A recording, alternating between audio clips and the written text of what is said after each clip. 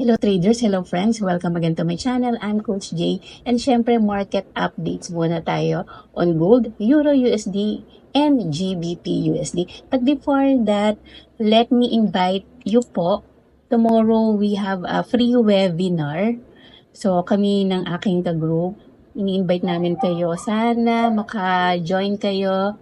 This is free, August 15, 7:30 Manila time. We're in ay ituturo namin sa inyo syempre yung aming framework which is called 5 Ps. Yan. So, i-elaborate na lang namin tomorrow. Importante ang framework sa forex trading to serve as foundation sa ating mga traders para tayo ay maging systematic and discipline. So, yun lang. I hope join kayo. Ano lang naman, mga 1 hour lang naman yan. Alright. So, let's proceed na dito kay gold muna. Okay, so looking at the daily time frame, okay, uptrend pa rin naman, kaya lang currently, ang market ay confined lamang dito sa channel na ito, okay? And kita nga natin na currently, ang price ay malapit na dito sa resistance level, okay? Which is, okay, so too late na paghahabulin pa natin na mag-buy, and syempre, too early naman to sell. Okay, so sa ganitong situation, dapat ay wait and see muna tayo. And mamaya meron CPI, very important na risk event ito, kaya expect natin na magiging volatile ang market. Okay? Yan. And then, let's check the H1. Natin na nagre-range lang yung price. Okay? In between this resistance and support.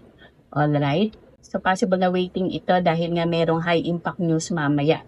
Okay, pero sa nitong situation, wait natin na either ma-break itong resistance na to and tsaka tayo mag-buy. Okay, so ang target natin ay etong resistance na nakita natin sa daily. Okay? And also possible din naman na maging double top to or triple top. Pero hintayin natin na ma-break muna yung neckline, then saka tayo mag-sell. Okay? So, yan yung ating plan for gold today. Alright? Next naman, Euro USD. Looking at the daily time frame. Alright, so dito sa Euro USD, na-explain ko rin naman sa inyo na bullish tayo dito dahil kita naman natin nagkaroon dito ng descending channel na nagkaroon ng breakout, tapos niretest niya. If we will going to use the fib, yan. So dito sa bandang area ng 50%, nagkaroon ng rejection. Okay, so nag-hold itong level na to since previous resistance yan nag-act as support. Okay, yan. So congrats sa mga nakasabay dyan. Okay, so ngayon naman hanap tayo ng trade opportunity. Okay, so dito sa H1 ay, okay, so choppy siya.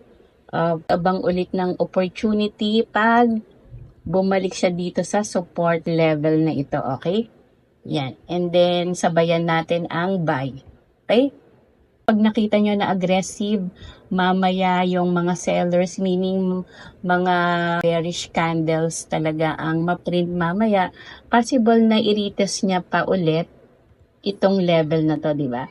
Itong level na to kasi naririto yung demand level, okay?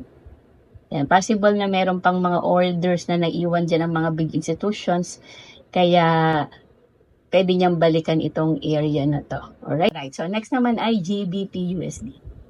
Okay, so nakapag-buy nga pala tayo dito sa GBP USD kasi kung nanonood din kayo ng aking weekly forecast, bullish ako dito kay GBP USD, and syempre na-share natin to sa ating Discord community. Ayan, so sa gold nakapag-trade din tayo dyan. Anyway, punta na tayo dito sa daily time frame, right? Naman natin na may creation din talaga ng higher highs and higher lows, tapos nasa demand level siya kaya tayo nakapag-trade, okay? Yan. And then ang napansin natin dito kasi merong morning star, di ba? Yan, na-explain ko yan sa inyo.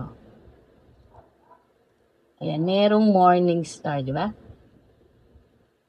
Okay? And then, so, tingnan natin opportunity. Okay, so dito sa H1, just like Euro USD, okay, tumaas na kasi siya, kaya hintayin na lang natin siyang mag-pull back, possible dito sa area na to, kasi previous resistance yan, possible na mag-act as support, okay? We will measure the correction from this low to the high. Okay, so abangan natin siya dyan. Okay, dyan sa level na yan, okay? Yan. Kasi marami ring mga touches dyan sa area na yan. Okay.